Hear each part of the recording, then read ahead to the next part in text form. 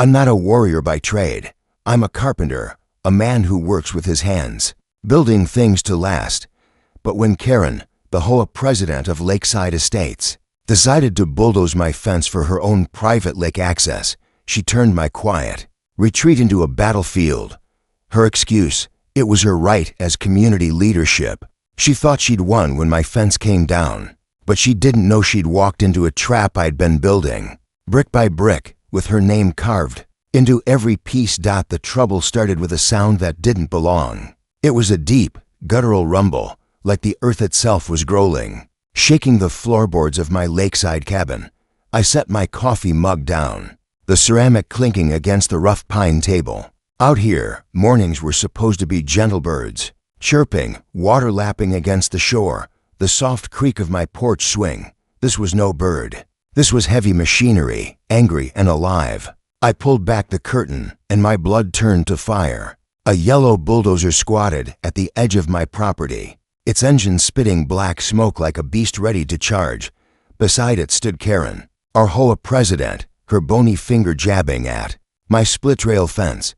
Her pinched face, always set in a scowl, was lit with a smug certainty. Next to her was her husband, Bob, a barrel of a man whose gut seemed to lead him everywhere. His smirk said he thought he was untouchable. They were the king and queen of Lakeside Estates, a small community of cabins nestled around a serene lake, and they ruled it like a personal fiefdom. I yanked on my boots, the screen door slamming as I stormed outside. The air was crisp, but I was burning with rage. "What the hell do you think you're doing, Karen?" I shouted, my voice cutting through the bulldozer's roar. She turned slowly, her smile venomous. "Good morning, Mark. We're starting the Lakeshore Accessibility Project, a community beautification effort." Her voice dripped with fake sweetness, the word community sounding like she'd rehearsed it in front of a mirror. Bob crossed his thick arms. "Big improvements. You should be grateful." My eyes flicked to my fence simple, weathered wood that marked the boundary of my land. It wasn't just a fence. It was a shield from my best friend, Leo, who was staying with me to recover from a brutal car accident. The crash had mangled his left hand, threatening his career as a guitarist. He needed peace, quiet, a place to heal. That fence was our line in the sand, our sanctuary's edge. "You're not touching my fence," I said, my voice low, dangerous. I planted my feet, ready for a fight. Karen laughed, a grating sound like nails on a chalkboard. "Oh, Mark, you clearly haven't read the bylaws. Article 7, Section 4. The Aesthetic Committee can make alterations for the community's good. Your rickety fence is an eyesore. It's coming down." I knew the bylaws. I'd studied them before buying this cabin. She was twisting words, bending rules to suit her whims. "That's for common areas, Karen, not private property. You have no authority here." Bob stepped forward, puffing out his chest. "You a lawyer, Mark?" "Didn't think so.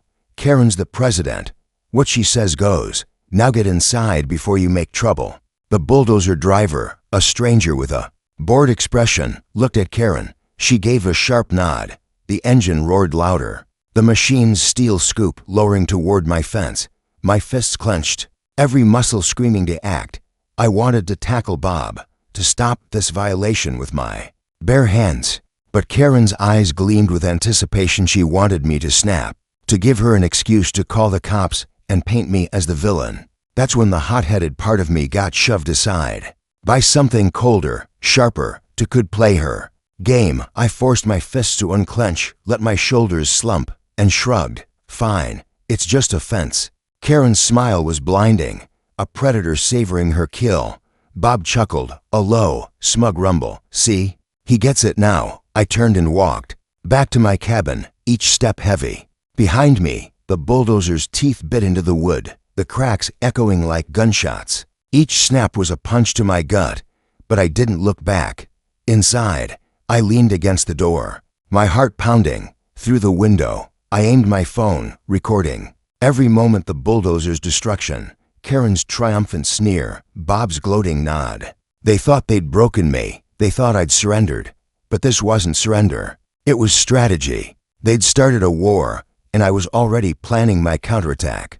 This cabin was supposed to be a haven. After Leo's accident, I'd needed a place to help him heal. The crash had been brutal. A drunk driver T-boned his car, leaving his left hand a mess of shattered bones and damaged nerves. Doctors said he'd recover most of his function, but it would take time, therapy, and peace. The city was too loud, too chaotic. When I found this cabin, tucked in a quiet corner of Lakeside Estates, it felt like fate. The lake's gentle ripples, the whisper of pine trees, the solitude, it was perfect. For months, it was exactly what we needed. Leo would sit on the porch, working through his exercises, his fingers slowly regaining strength. I'd watch him, hoping the music he loved would come back to him. Karen and Bob were a problem from the start, though I tried to ignore them. Their welcome basket was a binder of HOA rules and a note about approved paint colors: no warmth, just control. I'd see them patrolling in their golf cart, Karen's clipboard in hand, Bob's smirk ever present. They'd scrutinize lawns, mailboxes, even the angle of a garden hose.